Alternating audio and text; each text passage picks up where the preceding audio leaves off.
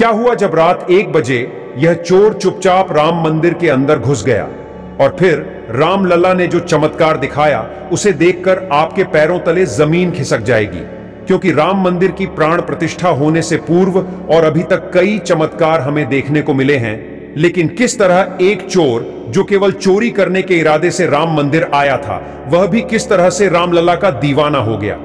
इस घटना के पीछे का रहस्य जब आप जानेंगे तो आपकी आंखें भी नम हो जाएंगी। आगे बढ़ने से पहले प्रभु श्री राम के सच्चे भक्त इस वीडियो को लाइक करके कमेंट बॉक्स में जय श्री राम जरूर लिखें। और अगर आप हमारे चैनल भक्ति इनसाइट पर नए हैं तो चैनल को सब्सक्राइब कर लीजिए। दोस्तों, अयोध्या जिसे देवनगरी कहा जाता है, क्योंकि हमारे शास्त्र ऐसा कहते हैं कि रामायण काल में इस जगह को देवताओं का नगर कहा जाता था। भगवान विष्णु ने प्रभु श्री राम के रूप में अवतार लिया तो उन्होंने इसी जगह को जन्म के लिए चुना, क्योंकि अयोध्या की नगरी बहुत पवित्र और पावन है। उनके साथ साथ अन्य कई देवताओं ने उनकी प्रजा के रूप में यहां जन्म लिया। लेकिन रामायण काल पूरा होने के कई सालों बाद एक दिन राजा विक्रमादित्य इस जगह पर पहुंचे और यहां की पवित्रता को पहचाना और साधु संतों के आशीर्वाद से उन्हें यहां पर एक भव्य राम मंदिर बनाने की प्रेरणा मिली। जिस भव्य राम मंदिर को बाबर ने तुड़वा दिया और वहां पर बाबरी मस्जिद का निर्माण कराया, लेकिन हमारे वीरकार सेवकों की बदौलत उस विवादित ढांचे को गिराकर पुनः उस स्थान पर रामलला को विराजित किया गया। आज जो हमें भव्य राम मंदिर देखने को मिल रहा है, यह उन सभी कार सेवकों के बलिदान का प्रतीक है। यह बात हमें भूलने नहीं चाहिए। इसलिए आप भी नीचे कमेंट बॉक्स में उन सभी कार सेवकों के प्रति अपनी विनम्र श्रद्धांजलि जरूर अर्पित कीजिएगा। 22 जनवरी 2024 को राम मंदिर में रामलला की प्राण प्रतिष्ठा का समारोह रखा गया, जिसमें देश विदेश की चर्चित हस्तियां सम्मिलित हुईं, जिसमें देश विदेश के सभी व्यापारी, बॉलीवुड के सितारे और महान साधु संत उपस्थित थे। 23 जनवरी 2024 से राम मंदिर के द्वार आम श्रद्धालुओं के लिए खोल दिए गए। वही उत्तर प्रदेश के लखनऊ में रहने वाला राजू नाम का एक व्यक्ति, जो कि पेशे से चोर था, वह मन ही मन यह भावना बना रहा था कि राम मंदिर के पहले दिन लाखों श्रद्धालुओं की भीड़ वहां मौजूद होगी। ऐसे में वहां पहुंचकर अगर हाथ साफ कर लिया जाए तो मेरे हाथ बहुत मोटा माल लग सकता है। उसने अपनी पूरी योजना बना ली थी और 23 जनवरी को वह लखनऊ से अयोध्या के लिए रवाना हो गया। लेकिन उसे इस बात का अंदाजा नहीं था कि वह रामलला के दरबार में जा रहा है। अब देखने वाली बात यह है कि आखिर किस प्रकार भगवान अपने अज्ञानी भक्त को अपना सेवक बनाते हैं। जब राजू 23 जनवरी को राम मंदिर पहुंचा तो वहां तकरीबन 2 लाख लोगों की भीड़ थी और अनुमान था कि 4 से 5 लाख लोग उस दिन रामलला के दर्शन करेंगे। तो उसकी आंखों में लालच की चमक आ गई। उस समय उसने अपना शिकार उन लोगों को बनाया जो काफी बड़े घराने के लग रहे थे। राजू उन राम भक्तों की लाइन में लग गया और एक एक करके हाथ साफ करने लगा। उसने किसी महिला का पर्स उसने चुराया तो किसी का बटुआ मार लिया, किसी के गले से सोने की चेन गायब कर दी तो किसी के पर्स से चुपचाप पैसे निकाल लिए। 2-3 घंटे तक उसने रामलला की लाइन में चोरी की घटना को अंजाम दिया और दर्शन किए बिना ही पुनः बाहर लौट आया। उसकी आंखों पर लालच की पट्टी थी। वह अंदर ही अंदर बहुत खुश था कि उसने बहुत लंबा हाथ मार लिया है। लेकिन तभी उसे एक फोन आया तो उसे पता चला कि उसकी मां अचानक से सीढ़ियों से गिर गई है और उन्हें अस्पताल ले लाया गया है। राजू अपनी मां से बहुत प्यार करता था।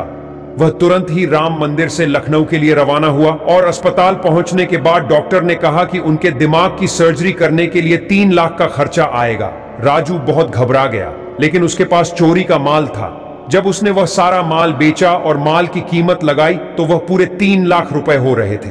उसने वह सारे पैसे हॉस्पिटल में भर दिए और अपनी मां की सर्जरी कराई। राजू की मां स्वस्थ हो चुकी थी, लेकिन उसके हाथ में एक फूटी खोड़ी भी नहीं बची थी। अपनी मां को अगले दिन पुनः घर शिफ्ट करने के बाद उसके मन में फिर से लालच जाग गया और उसने सोचा कि अभी आने वाले 1 सप्ताह तक राम मंदिर में लाखों की संख्या में श्रद्धालु आएंगे। क्यों ना मैं एक बार और राम मंदिर जाकर हाथ साफ कर लूं। इसके अगले दिन वह पुनः लखनऊ से अयोध्या के लिए रवाना हुआ। वह 26 जनवरी का दिन था और अनुमान था कि तकरीबन 3 से 4 लाख लोग रामलला के दर्शन करेंगे। लेकिन 23 जनवरी को लाइन में काफी मात्रा में चोरी होने के कारण सरकार ने जागरूकता बढ़ा दी थी। हर जगह बैरिकेड्स लगे थे, हवलदार मौजूद थे और सभी भक्तों को सतर्क रहने के लिए भी कह दिया गया था। तो राजू को उस दिन चोरी करने में पसीने आ गए। वो पूरे दिन लाइन में लगा रहा और इधर उधर शिकार ढूंढता रहा, लेकिन देखते देखते शाम हो गई। उसके हाथ केवल एक सोने की चैन लगी थी जिसकी कीमत तकरीबन 60 से 70 हजार रुपए थी, लेकिन वह खुश नहीं था। वह और बड़ा हाथ मारना चाहता था। तब राजू को पता ही नहीं चला कि वह लाइन के साथ साथ शाम तक राम मंदिर के अंदर प्रवेश कर गया। जब उसने राम मंदिर की भव्यता को देखा तो उसके रोंगटे खड़े हो गए। वहां पर लगे सोने के दरवाजे देखकर वह हैरान रह गया। साथ ही साथ रामलला का सोने का सिंहासन देखकर उसने होश उड़ गए। उसने सोचा कि अगर किसी तरह रात्रि के समय मंदिर के अंदर रुकने को मिल जाए तो बहुत बड़ा माल हाथ लग सकता है। तो शाम के समय मौका पाकर वह चुपचाप एक बड़ी मूर्ति के पीछे छुप गया जहां उसे कोई देख ना सके। इसके बाद जब रात्रि हुई तो सभी भक्त मंदिर से बाहर चले गए और राम मंदिर के दरवाजे बंद कर दिए गए। पुजारी भी अपने कक्ष में जाकर सो चुके थे। तब मौका पाकर राजू ने अपने मुख पर काला कपड़ा बांध लिया ताकि वह कैमरे की निगरानी में ना आए। इसके बाद गर्भगृह के लिए आगे बढ़ा, लेकिन सामने का नजारा देखकर उसके रोंगटे खड़े हो गए, क्योंकि राजू ने देखा रामलल्ला के चरणों में एक बंदर बैठा हुआ था जो उनकी सेवा कर रहा था। तभी अचानक से, पता नहीं कहां से अचानक, एक छोटा बच्चा राजू के पास आ गया। उसका रूप बहुत सुंदर था, उसकी बोली बहुत मीठी थी और उसने राजू से कहा कि चोरी करना गलत बात है। इस दुनिया में जो कुछ भी है वह सब कुछ रामलला का है। हम उनसे ही लेते हैं और उन्हें ही समर्पित कर देते हैं। ऐसी सलाह देकर अचानक वह बच्चा अंदर ध्यान हो गया, जिसके बाद राजू की आंखें खुल गईं। उसने चोरी करने का इरादा टाल दिया और फिर से उसी मूर्ति के पीछे जाकर छुप गया। उसने सुबह होने का इंतजार किया और मंदिर खुलने के बाद मौका पाकर पुनः मंदिर के बाहर आ गया। लेकिन उसके मन में एक ही विचार चल रहा था कि आखिर वह छोटा बच्चा रात के समय वहां कैसे आया था, और उसने एक बंदर को अपनी आंखों से रामलला की सेवा करते हुए देखा था। यह बहुत बड़ा चमत्कार था। वह यही सोचते सोचते पैदल आगे बढ़ते जा रहा था। तभी वह अयोध्या की एक बहुत गरीब बस्ती में पहुंच गया। जब उसने अपने चारों ओर नजर घुमाकर देखा तो पाया कि वहां पर बहुत गरीब लोग रहते थे, जिनके पास ढंग से रहने को छत भी नहीं थी। और उस नगर के कई बच्चे और औरतें भूखे थे, जिन्होंने कई दिनों से खाना नहीं खाया था। नजारा देखकर राजू की भी आंखें नम हो गई।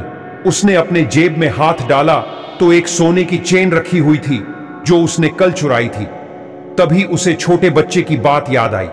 उसने कहा था, इस दुनिया में जो भी है प्रभु श्री राम का है और हम उनसे लेकर उन्हें ही समर्पित कर देते हैं। तब राजू को इस बात का मतलब समझ आया। उसने सोने की चेन को बेचा, जिससे उसे 65,000 की राशि प्राप्त हुई। अपने पापों का पश्चाताप करने के लिए उसने उस धनराशि का सही इस्तेमाल किया और उसने उस पूरे इलाके के बच्चों और औरतें, वृद्धजनों के लिए भोजन की व्यवस्था करी।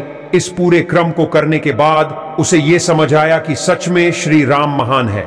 मेरे एक छोर होते हुए भी उन्होंने मुझे स्वीकार किया, और जब मैंने पहली बार चोरी की तो उसका सारा पैसा अस्पताल में लग गया, और जब मैंने दूसरी बार चोरी की तो मेरे हाथों उन्होंने उनके भूखे भक्तों का पेट भरवा दिया।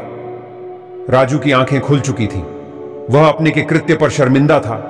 इसके बाद अयोध्या के पुलिस स्टेशन पहुंचा और अपने सारे गुनाह कबूल करते हुए खुद को सरेंडर कर दिया, और मन ही मन प्रतिज्ञा ली कि आज के बाद जीवन में वह कभी चोरी नहीं करेगा और हमेशा हमेशा के लिए रामलाल का भक्त बन गया। दोस्तों, इस घटना से हमें प्रेरणा मिलती है कि प्रभु श्री राम के जीवन से बहुत कुछ सीखा जा सकता है। उनके अंदर ना तो अहंकार है और ना ही कोई भेदभाव। जो भी उनके शरण में जाता है, चाहे वह बड़े से बड़ा पापी क्यों ना हो, वह उसका उद्धार जरूर करते हैं। दोस्तों, आपको यह वीडियो कैसा लगा हमें कमेंट बॉक्स में जरूर बताइएगा। अगर आपको यह वीडियो पसंद आया तो वीडियो को लाइक करें, कमेंट करें और इस वीडियो को ज्यादा से ज्यादा शेयर करें। धन्यवाद।